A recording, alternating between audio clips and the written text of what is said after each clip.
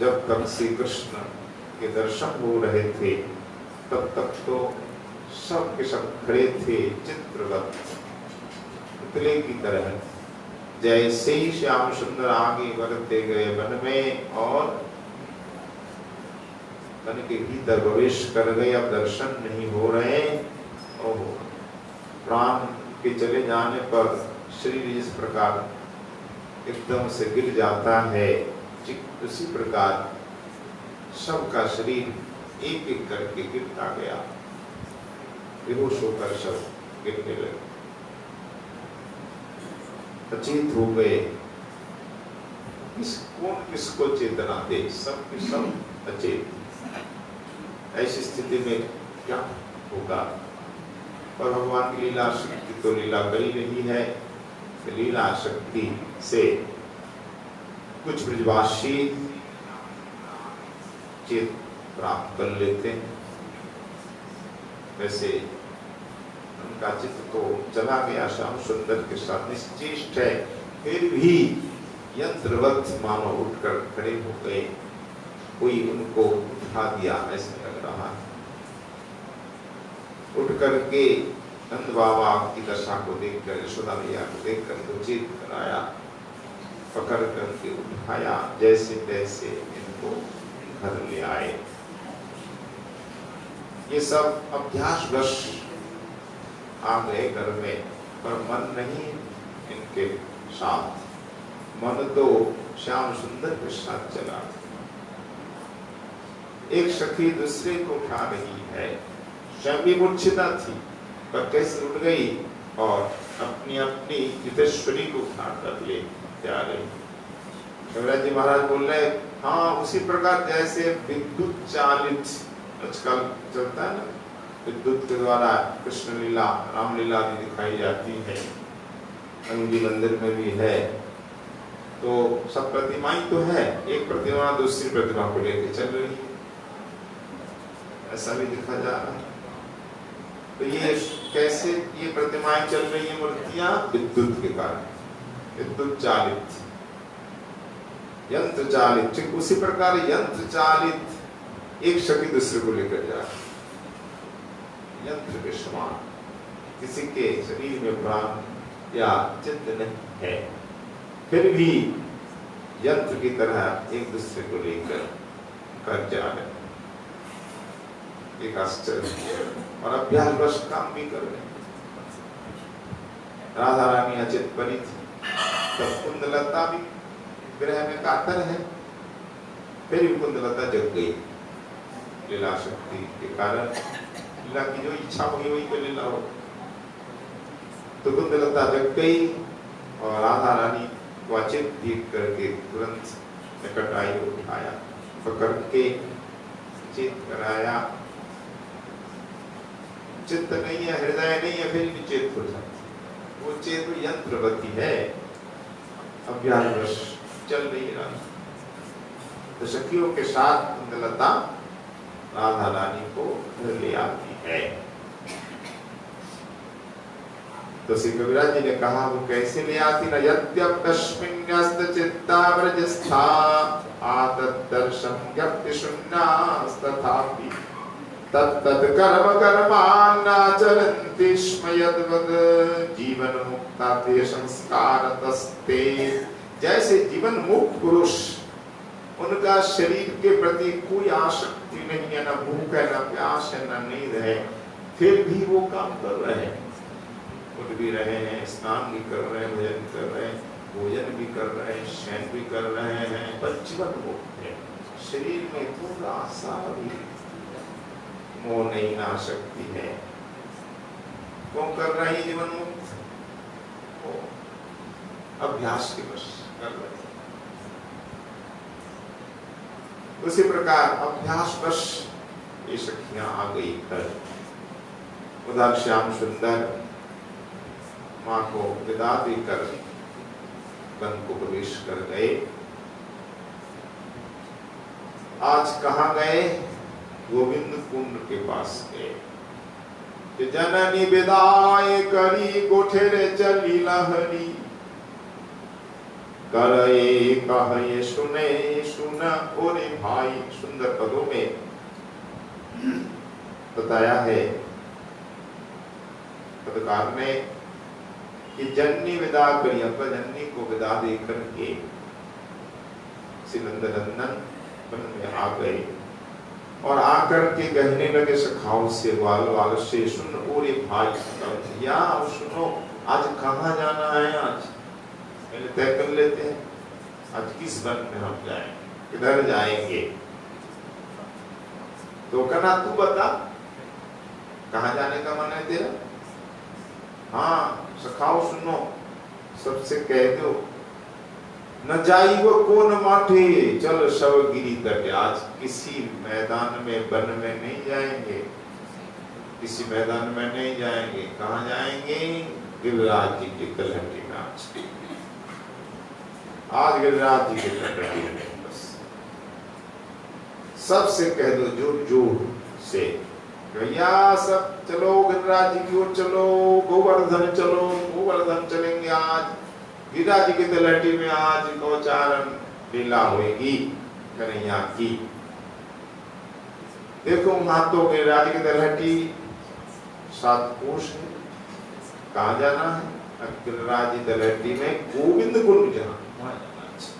अच्छा हाँ गोविंद कुंड का जल अत्यंत शीतल है, सुंदर है, ऊपर छाया होने के कारण वो जल कभी गर्म नहीं है। आज भी छाया है, चारों तरफ वृक्षावली है। गोविंद कुंड का जल आज भी शीतल सुंदर है। अभी तक तो गोविंद कुंड का संस्कार हुआ नहीं, फिर भी जल दूषित नहीं है। हम लोगों के सामने राधा कुंड का तो कई बार संस्कार हुआ, नलसी गंगा का भी हुआ, पर 40-50 वर्ष में तो हुआ नहीं। इससे पहले हुआ गोविंद कुंड का नहीं हुआ, फिर भी जल आज भी संत लोग स्नान करते हैं और जल भी लिया पीते भी। कुसुम सरोवर का जल भी सुंदर है। इसका मतलब जहाँ घनी आबादी नहीं है वहाँ जल ठीक है, आबादी के कारण से। कुसुम सरोवर के आसपास कोई गांव नहीं, आबादी नहीं और गहरा भी है, इसलिए जल अच्छा दूषित नहीं। गोविंद कुंड का भी दूषित इसलिए नहीं कि आसपास गांव तो दूर है, आनोर तो गोविंद कुंड कभी आते हैं। अगल बगल कुंड थे वो सब सूख भी गए। गोविंद कुंड सुरक्षित तो था, पता नहीं आज क्या दशा है को आज तो गोविंद कुंड आबादी हो गई, चारों संत भर गए। पहले तो संत लोग 10-15 संत रहते थे चारों कुटिया में, आजकल तो 50-100 हो गए बता। तो जितनी आबादी बढ़ेगी कुंड में उतना ही दूषण भी हो, प्रदूषण हो, नहाएंगे, कोई कपड़ा भी धो सकते हैं। तो जहाँ जिस कुंड में गायें आदि प्रवेश करती हैं वहां भी कुंड प्रदूषित हो जाता है। तो गोविंद कुंड आबादी कम होने के कारण, चारों वृक्षावली होने के कारण शीतल सुंदर जल था। अभी तक भी उतना प्रदूषण नहीं है। तो ठाकुर बोल रहे हैं कि आज गोविंद कुंड चलेंगे। गोविंद कुंड में गौचारण लघु होती थी। गोविंद कुंड में एक बार तो हमें यहाँ को गिरा भी दिया एक सखा ने, वो भी नित्य परिकर कोई सखा नहीं, और विठलनाथ जी के शिष्य है।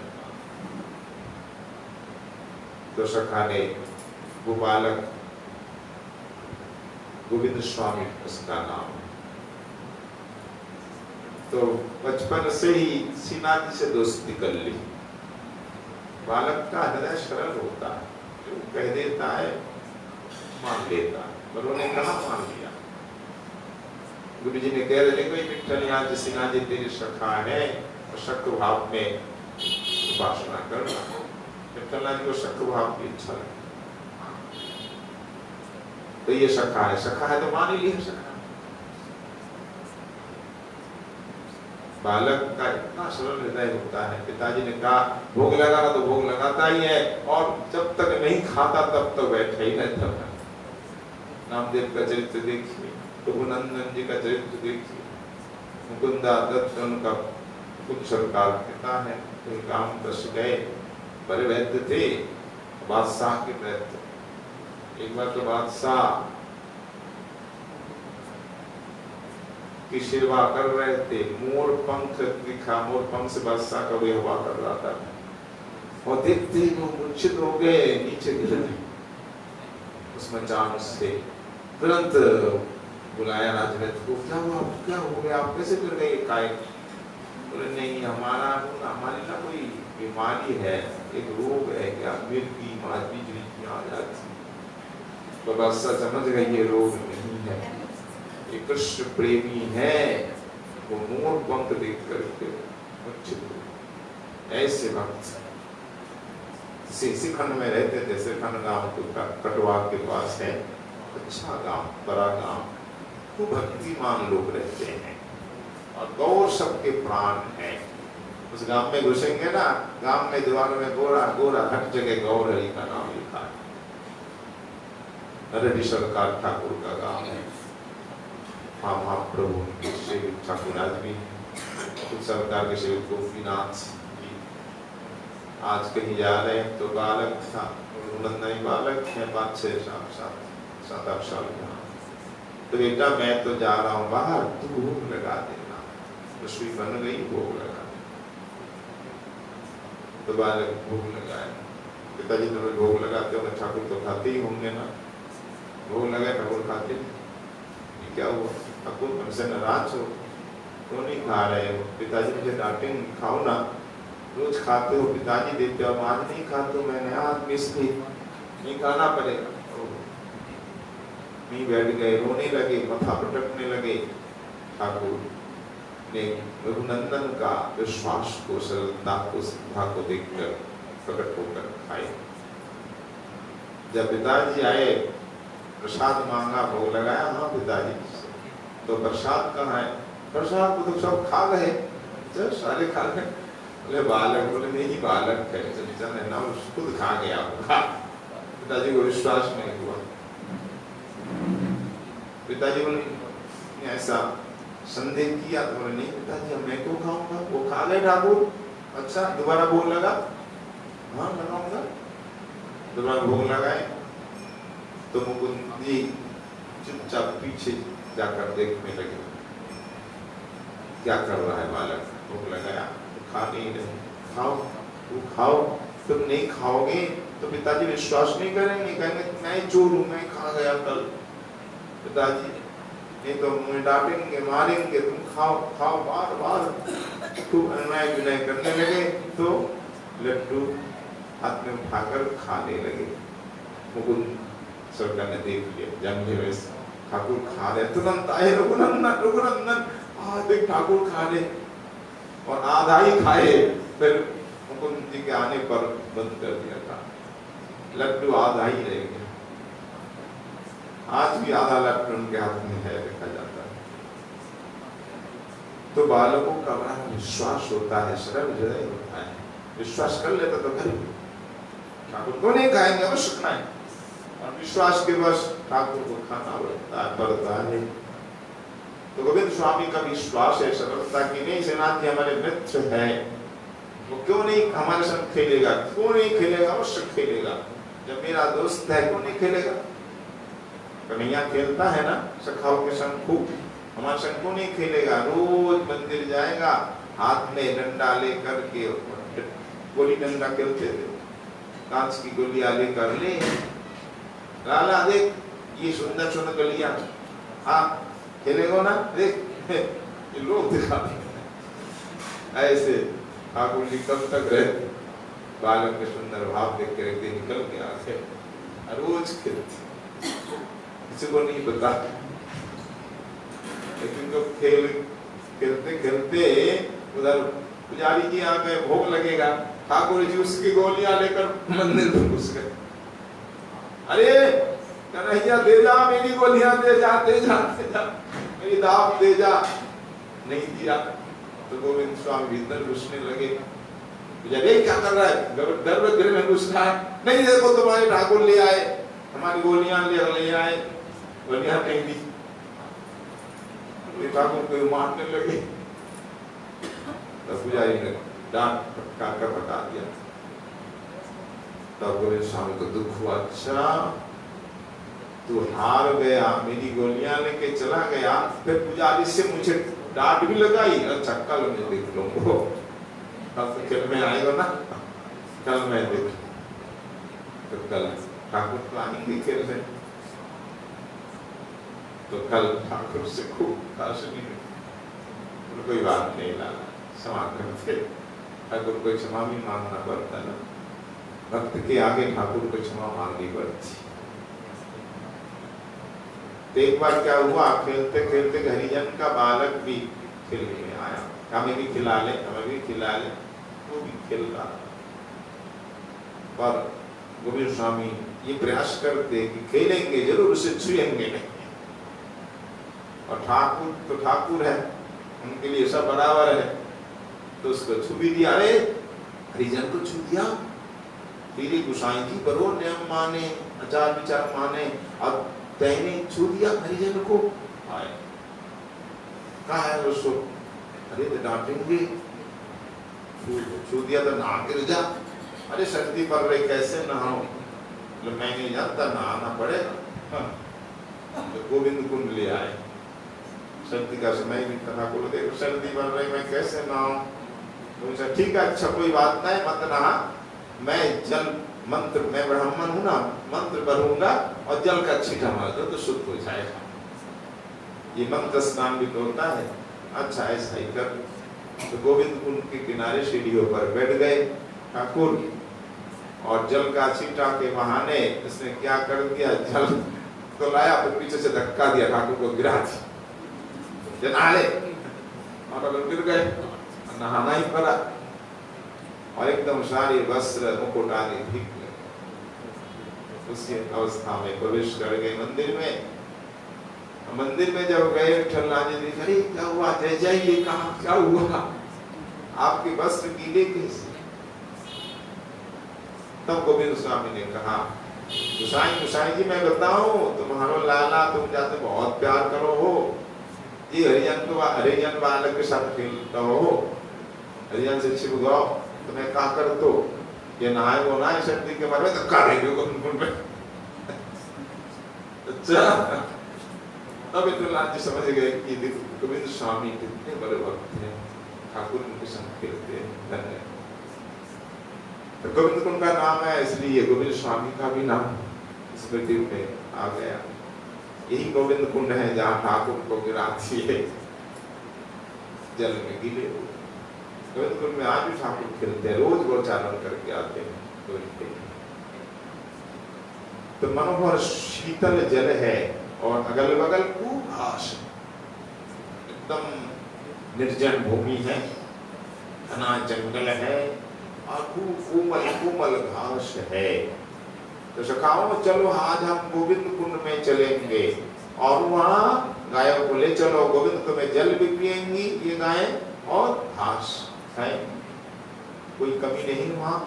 चलो भैया को कह दो। तो दाऊ जी से भी कहा, दाऊ जी ने सिंगा बजा दिया और सबसे कहा चलो गोविंद कुंड। गाय को लेकर चलने लगे। धवली, श्यामली आदि गैया, पिशंगी, मणि, कस्तूनी आदि आदि नाम से पुकारने लगे। तो धेनु सब चलाई लहाँ की, सब धेनुओं को गाय को चलाया और सब नाचते हुए जा रहे हैं। क्या दिव्य नृत्य आदि सुखदेव जी महाराज वर्णन करते करते कभी कभी एकदम मोहित हो जाते। के नाच के हो गाय, के हो सब पाछे धाई, घाघर नुपुर सब सुनी। कोई नाच रहा है, कोई गा रहा है, कोई पीछे दौड़ रहा है। सखाओं के चरण में ऊपर बज रहे हैं, कमर में कन्हैया की किंकणी बज रही है। तो सुंदर बहुत दृश्य है सखाओं का नृत्य। कोई गा रहा है, नाच रहा है, खेल रहा है, उन्मत्त हो रहे सब। और गाय सब गोविंद कुंड चली आए, ठाकुर भी चले आए। ये तो ठाकुर की गोचारण लीला हो रही है। उधर कुंदलता राधा रानी को लेकर जटिला के पास आ जाती है। जटिला को प्रणाम किया। आरजे यानी एक पूजनीय प्रणाम है, ये आपकी बहू है। मैं जिस प्रकार ले गई उसी प्रकार लौटा के जा रही हूँ। उस समय जटिला क्या कर रही थी कि बहू क्यों नहीं आ रही, अभी तक क्यों नहीं आ रही है। तो जिस मार्ग से नंदगांव से राधा रानी आएंगी उसी मार्ग में बैठ करके कंडे थाप रही है। नेत्र मार्ग में अब आ रही होगी, अब आ रही होगी, उधर ही नेत्र डाल करके इधर कंडे थाप रही थी। तो कुंदलता ने देख लिया, वो देखो जटिला बैठी है हमारी प्रतीक्षा में। तो राधा रानी को देखते जटिला उठ गई और कुंदलता आकर के जटिला के निकट उपस्थित हो गई, प्रणाम किया। कहा देखो ये लो तुम्हारी पुत्र बधू, मैं इसको इतने सावधान पूर्वक ले गई पूछो मत, ऐसा मैंने उपाय किया था श्री कृष्ण के दर्शन से बाहर नहीं सकती। मान गई जटिला, हाँ मैं मान गई। कुंदलता मान गई। अब दिखाने लगे। कुंदलता क्या दिखा रही है, देखो आ रही है ये बुच्चे, ये मान्य, ये देखो तुम्हारी गौ मां राधा रानी के गले में देख रही हो ना, कैसा दिव्य मणियों का हार। ये मणि की कीमत तुम जानती हो, दिव्य मणि है, पृथ्वी में कहीं किसी के पास नहीं, यहाँ तक कि स्वर्ग में भी नहीं है। सच्चाप्यलभ्यम, सची के लिए भी अलभ्य दुर्लभ है ये मणि, मणियों का दिव्य हार है। शाब्दी दीपा भवति पृथ्वी यस्य नैकस्य मूल्यम्, तात्रिक दिव्यामित मणिमयम् पश्य सच्चाप्यलभ्यम्, सर्वांगीनं वसन सहितं भूषणं दत्तमस्यै, गोष्ठेश्वर्या मुदित मनसा पाक नैपुण्यत्वस्या। देखो गोष्ठ की ईश्वरी हमारी यशोदा मैया इतनी प्रसन्न हो गई, इतनी प्रसन्न हो गई राधा की रसोई को देखकर। राधा रानी की रसोई की निपुणता को देख करके बड़ी प्रसन्न हुई। वो करके देखो ये राधा रानी जो साड़ी पहनी है ना, ये साड़ी यशोदा ने दी है, बड़ी कीमती साड़ी है। और जितने आभूषण है ये सब राधा यशोदा मैया ने दिए हैं। ये जो गले में हार है इसे जरा देख लो, ये जो मणियां है ऐसी मणि त्रिलोकी में नहीं। अगर तुम चाहो ना सारी पृथ्वी को, सातों द्वीप सातों समुद्र सहित पृथ्वी को देख करके भी एक मणि तुम खरीद नहीं सकती। मणि की इतनी कीमत है, इतना मूल्यवान है रत्न। सातों द्वीप सातों सागर पृथ्वी को बेचकर भी एक रत्न को आप खरीद नहीं सकते। अच्छा इतनी मूल्यवान मणि, इतना दिव्य रत्न। अरे इंद्रपत्नी भी चाहती है सच्ची, पर उसे दुर्लभ है ये मणि। ऐसा दिव्य रत्नों द्वारा खचित दिव्य हार, ये देखो शिशफूल, ये कुंडल, ये कंगन बहुत ही दिव्य है, परम दुर्लभ है। ये सब यशोदा जी ने दिया, ये तुम्हारे भाग में है, तुम्हारे बेटे के भाग में। जटिला एकदम गदगद हो जाती है या इन आभूषणों को देख करके। तब जटिला कुंदलता की बड़ी प्रशंसा करने लगी। कुंदलता सचमुच तुम जो है हमारे लिए बहुत ही उपकार करने वाली ठहरी। जिस प्रकार धर्म रक्षा में भी तुमसे आगे कोई नहीं, क्योंकि तुम परम सती साध्वी नारी हो, तो तुम्हारे द्वारा हमारी बहू की धर्म रक्षा भी हुई, धर्म की रक्षा भी हुई और अर्थ का लाभ भी हुआ, दोनों लाभ। बहुत अच्छी बात है, बहुत अच्छी बात है कुंदलता। ये तो हमारा भाग्य है। धर्मार्थलाभानुमुदिता स्नुषाया स्वयैव कार्यान्तरमुच्चिकीर्षुः स्वाभीष्ट सम्पादन लब्ध मरणाम् मत्वा वदत्तं जटिलास्तुवन्ति यहि वत्से कुशलं भवत्या तच्छील निर्मञ्चनमाशुयामि स्निग्धाशुजत्तं मयि शस्नुषायां मदाशिषा तं श्रुतवश्करास्या। जटिला अत्यंत ही प्रसन्न होकर के कुंदलता को आशीर्वाद दे रही है कि तुम तो हमारी बड़ी उपकार करने वाली ठहरी। तुमने धर्म की रक्षा भी की और यशोदा से बहुत धन की प्राप्ति भी तुम्हारे द्वारा हुई है हमारी पुत्र वधू को, इसलिए हम खूब प्रसन्न हैं तुम्हारे प्रति। हे कुंदलते वत्से आओ आओ बैठो बैठो, सब कुशल है ना? तुम्हारा स्वभाव बहुत ही दिव्य है, बलिहार तुम्हारा स्वभाव, क्योंकि ब्रज में बड़ी शक्ति साध्वी के रूप में तुम्हारी प्रसिद्धि है, हर कोई मानता है। तो वधू के प्रति भी, मेरी बहू के प्रति भी तुम्हारा बहुत स्नेह है, प्यार है।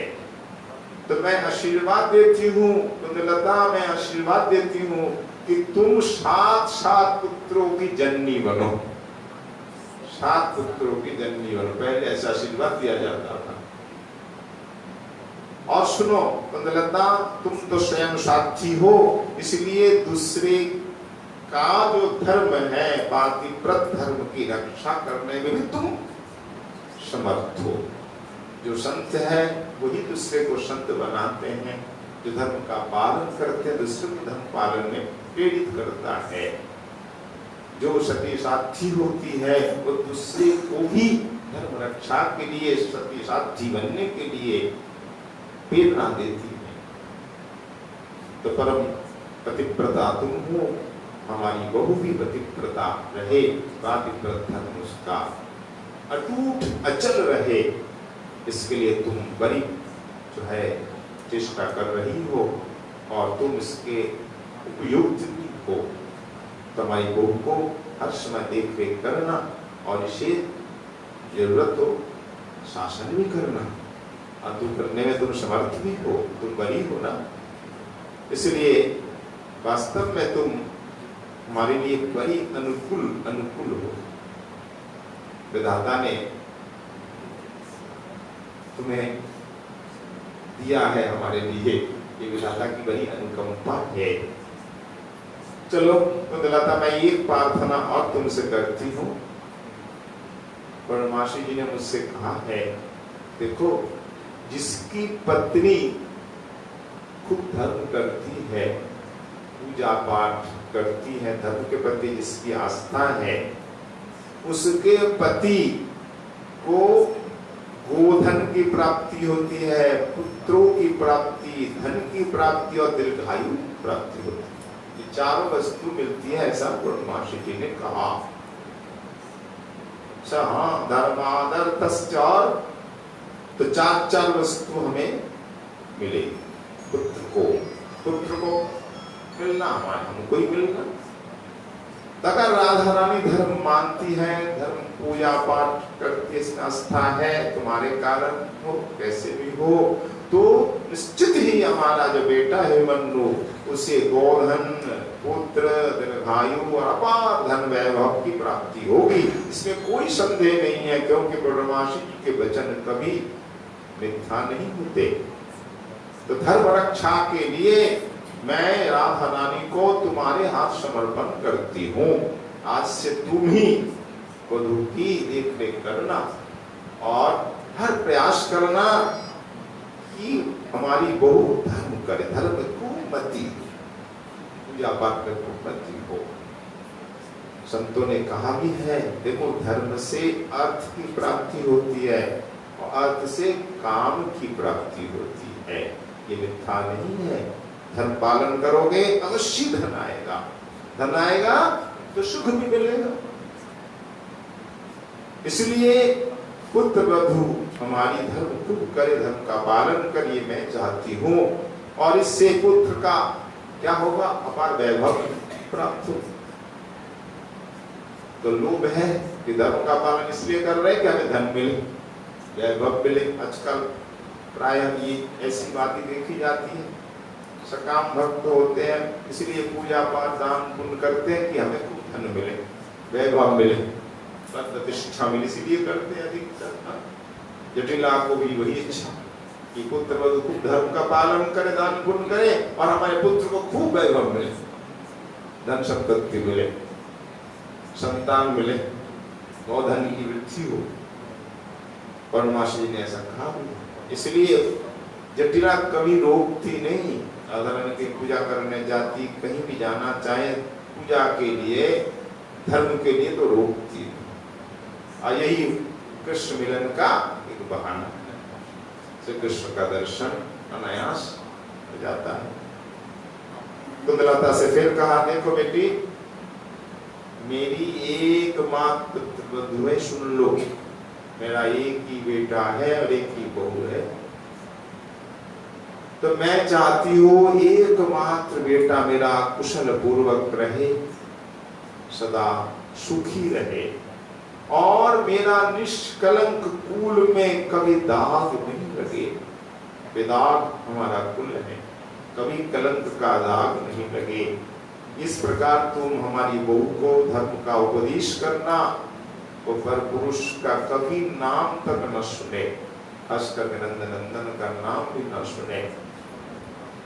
उसके प्रति हमारी बहू में क्या विरक्ति उत्पादन करना, नंदन नंदन के प्रति खूब विरक्ति, उसका नाम तक न सुने, अपने पति में खूब निष्ठा हो, धर्म करे, ये उपदेश करना। देखो साध्वी को जय जय श्री राधे, जय हो राधा नयनानंद जी महाराज की, नरसिंह भगवान की धूप आरती की जय। तो सदा सदा हमारी को उपदेश करना कि अपने पति में निष्ठा रखो, पति के अलावा किसी पुरुष का दर्शन तक न करना, नाम भी न सुनना, धर्म के प्रति स्त्री और निष्ठा बढ़े ऐसा उपाय तुम करना। और तुम रोज सूर्य पूजा के लिए ले जाना, सूर्य पूजा करने से धर्म के प्रति बड़ी निष्ठा बढ़ती है और पति के प्रति भी आस्था बढ़ती है, ऐसा परमात्मा ने कहा है। पतिव्रता नारी को चाहिए वह सूर्य को अर्घ दे, जिससे पति का कल्याण हो। तो तुम राधा रानी को लेके सूर्य पूजा के लिए जाओ, राधा रानी से कहती, राधे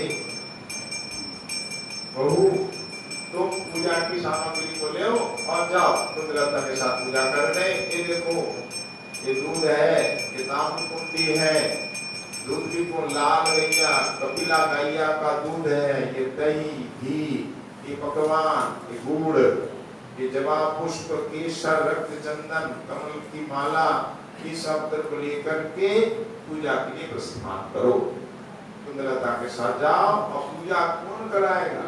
या तो गर्ग मुनि की बेटी गार्गी से करवाना पूजा, गार्गी नहीं मिलती है तो किसी ब्राह्मण बालक को बुला करके पूजा करवाना।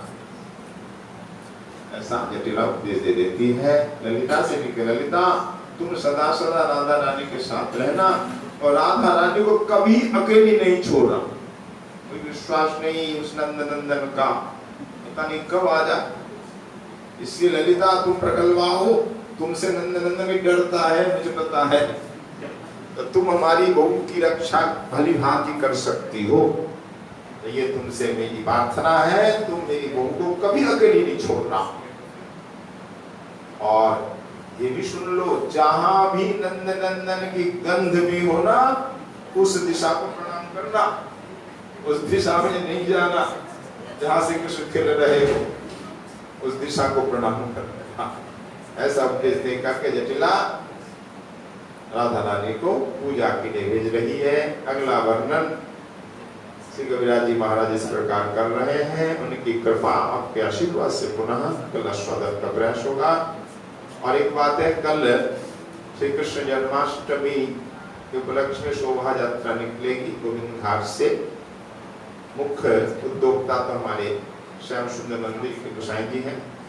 हर मंदिर से शोभा यात्रा निकलेगी, डोला निकलेगा तो सुरमा पुल से भी डोला निकलेगा राधा नयनानंद जी का। आप सभी कृपा करके डोला में शामिल हो, कीर्तन के साथ हम भी यहाँ से जाए। तो कल कथा तो संभव नहीं है, 3 बजे से कहा है, तो 3 बजे नहीं तो हर हाल में हमें 3:30-4 तक पहुँचना ही है वहाँ। तो कथा कैसे होगी? तो गोपाल बाबा ही करेंगे कल कथा। हाँ बोलोगा करके फिर वहाँ चला शोभा यात्रा में, सबको ले आना और सबको बोल देना कृष्णदास जी को जो आए, हमारे यहाँ के जितने श्रोता है, बाबा माताएं सब चलें कीर्तन के साथ कल शोभा यात्रा का आनंद लें। फिर परसों से सुनेंगे और कल गोपाल बाबा को सुनाएंगे। बोलो श्री राधा नयनानंद जी महाराज की।